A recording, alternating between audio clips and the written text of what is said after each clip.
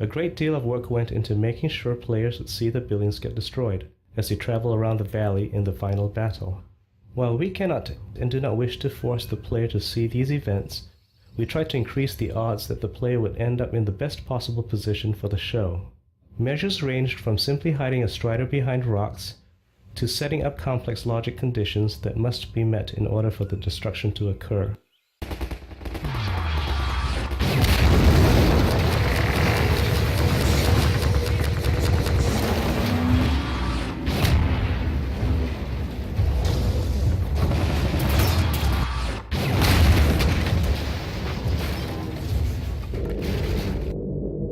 We made some small changes to our autosave system as a result of tuning the final Strider battle. Autosaves are the periodic checkpoints where we can restart the player's game after death so that they don't have to worry about replaying more of the game than necessary. In playtests, we observed that most players depended on our autosaves to restart after dying, rather than using their own quick saves. But because the fight allowed players so much freedom, some players ended up with an autosave that left them in a no-win situation.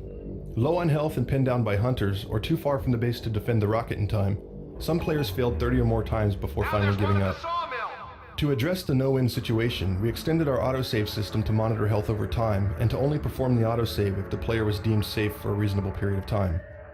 We also prohibited autosaves when Striders were within a certain distance of the base. This ensured there was always enough time to defeat them.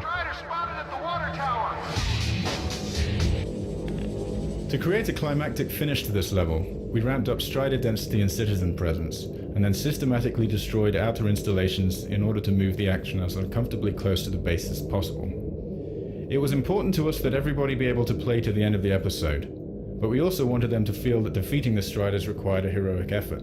A balance had to be achieved between the feeling of being overwhelmed and the possibility of completing the level. We made many trade-offs to keep the experience enjoyable while keeping the intensity high, and sometimes this required removing enemies. For example, elite Combine soldiers originally took part in this invasion, running in and around the Striders and Hunters, but this additional level of enemy fire proved frustrating for players, and so they were removed. For saving my rocket. So, thank you. Well, that's enough chit-chat. It constantly amazes me how many people are involved in creating her, because everyone who is involved seems to have the same vision for her. And for so many people to have one mind about a character, it blows my mind. I mean, very rarely do I get a piece of direction or script that doesn't ring true to how I feel about Alex, and vice versa. And strangely enough, as soon as I try something out and something doesn't ring true, I'm usually not the first person to say it. Even though I might be feeling it, somebody else will say it. And it's just, I guess, a testament to how in tune everybody is about what kind of person Alex is and what she would do, what she wouldn't do, and, you know, what kind of girl she is. Never a dull moment, huh? You'll hear no objection from me. It's all yours, Gordon. The launch of Magnuson's rocket ties directly into the rocket Gordon launched at Black Mesa. Here, the portal satellite array that opened a gate to Xen in Half-Life 1 has been repurposed to shut the Combine out. This is just another example of the way we constantly try to weave the old threads of the Half-Life story into the new episodes. We're launching. 7, 6, 5, Steady. 3, 2,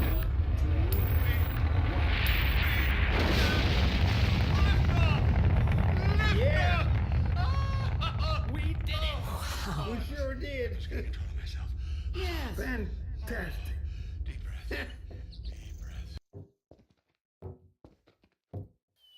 Episode 2's backgrounds or vistas are created in a manner that fuses traditional 2D animation techniques, using linear cards moving against each other to imply parallax, and a modern digital take which involves placing these cards in a 3D environment and manipulating their size and distance from camera depending on the scale needed.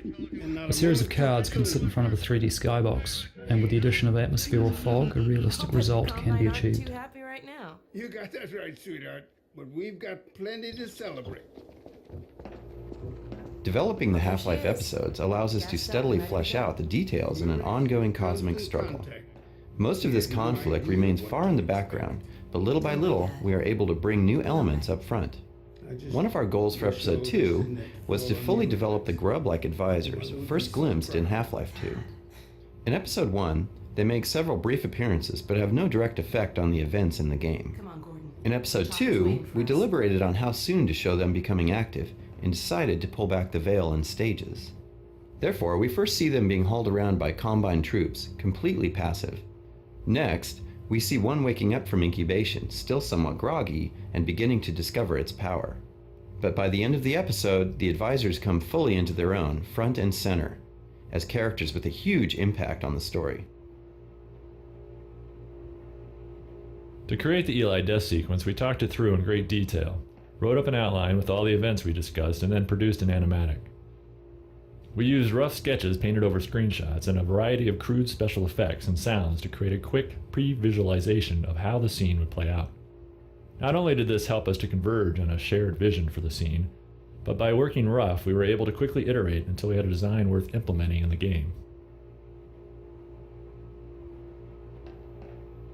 The decision to kill Eli was not made lightly, and once we'd made it, we had to figure out how to make it meaningful. We'd already established Eli's frailty as well as his importance to the Resistance and Alex's devotion to him, so from a narrative point of view, the impact of his death seemed obvious. The hard part would be the execution. The advisor's ability to immobilize the player gave us a way to stage the scene. Then the animations and the sound design made it believable. But none of this would have been enough without inspired performances by Merle Dandridge and Robert Guillaume. This final episode 2 scene was unbelievable. Before we even started working on it, the team sat me down and they kind of did a little show and tell of the rough animation that they had. And I think they were hesitant to show it to me, but just from that rough animation, I was so moved. I mean, just immediately moved to tears. I felt like I'd just been gut punched, and I immediately felt it. I was like, let's go, let's get on this. So it shouldn't surprise me. It shouldn't surprise me by now, because I've been working on Alex for so long now. But every time we come to the table to do a new scene or lay down some new material, I am always blown away. And this scene was just the epitome of that feeling. I was so pumped to get in there and start working on it. And they're always upping the ante and always taking it to the next level. But this time, this scene is different. Because this time, Alex loses. And I think this is it is a major sacrifice. You see her carrying around the wounds of her mother that she lost, but her dad made her who she is. Her dad taught her dad groomed her, and I think, most importantly, he loved her. And this script was a gift and a gut punch all in one. I don't know. When you give me something like that, it really motivates me to kind of try to knock it out of the ballpark. I love playing Alex, and I have to say, it's definitely my favorite acting job I've ever had, hands down. Oh God, Dad.